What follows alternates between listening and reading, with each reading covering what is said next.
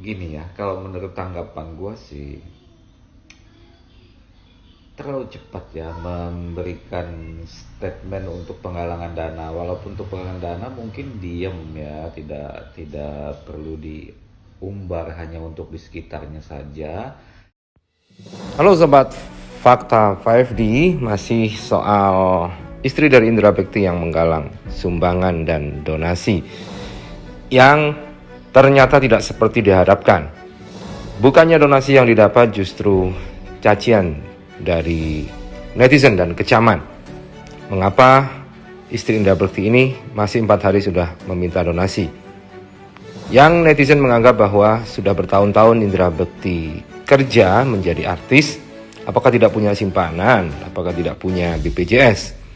Sampai seorang tiktokers yang bule juga ikut buka suara soal ini.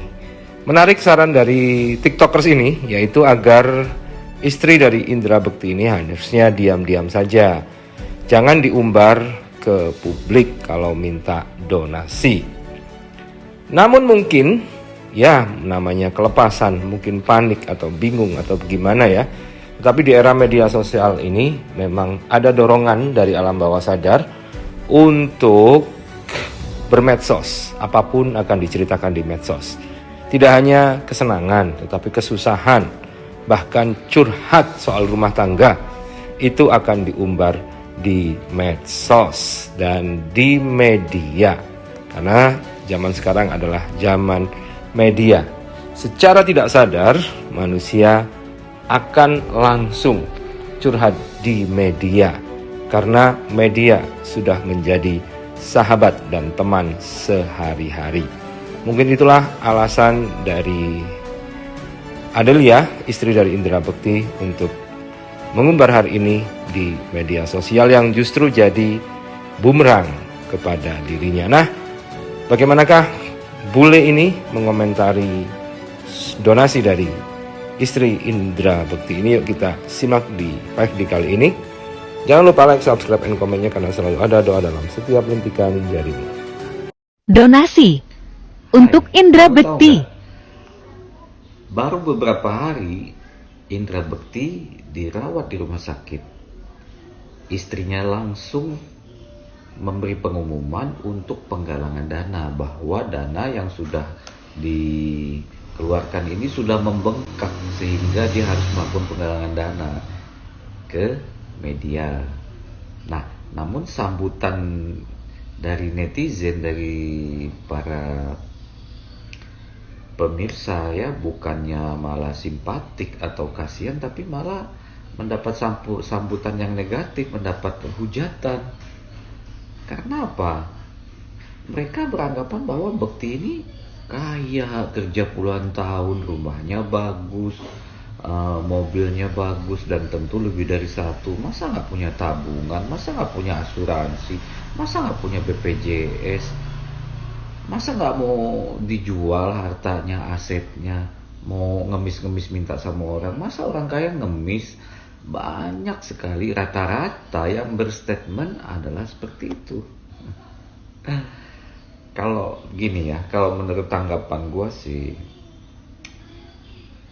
terlalu cepat ya memberikan statement untuk penggalangan dana. Walaupun untuk penggalangan dana mungkin diem ya, tidak perlu diumbar, hanya untuk di sekitarnya saja. Dan mungkin ada alternatif lain, yaitu memindahkan dari rumah sakit swasta ke rumah sakit swasta lain yang menerima BPJS.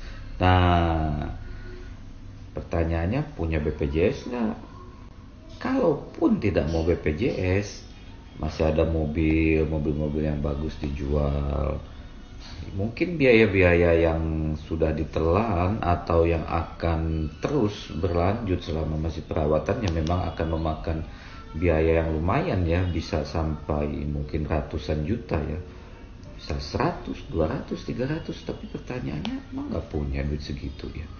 Kalaupun misalnya nggak punya, masa sih sekelas orang yang tahu dunia luar nggak punya asuransi swasta seperti Manulife, AXA, Prudential, dan lain-lain itu, Allianz itu kan untuk asuransi kesehatan murni, paling tidak premi per tahunnya itu paling sekitar 4 juta sampai 6 juta itu udah di cover full. Ya kalau untuk yang penghasilannya lumayan tentunya harus punya ya. Bagaimana pendapat Anda dalam hal ini? Tulis jawaban kalian. Hai, kamu tahu nggak bahwa antara mertua dan menantu itu mereka adalah mahram. Jadi mereka tidak boleh menikah walaupun sudah mantan. Seperti yang terjadi saat ini ya, yang lagi viral. Itu mah bukan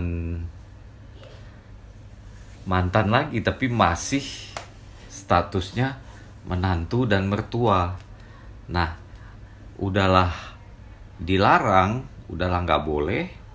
Mereka itu zina pula, jadi double dosanya. Nah, kronologisnya mereka itu ternyata menjalin hubungan ketika si anak ini masih statusnya pacaran dengan sang laki-laki tersebut, belum menjadi suaminya. Namun si anak tersebut sudah memergoki sang kekasihnya melakukan hubungan dengan ibunya lewat WA, lewat chat, lewat SMS ya.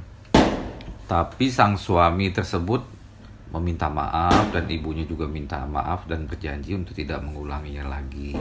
Nah, karena sang perempuan ini terlalu bucin, akhirnya dia memaafkan dan terus melanjutkan hubungan ke jenjang pernikahan. Nah, setelah kurang lebih mungkin 5 bulanan ya mereka berumah tangga. Nah, mereka itu pisah rumah, dia udah ngontrak.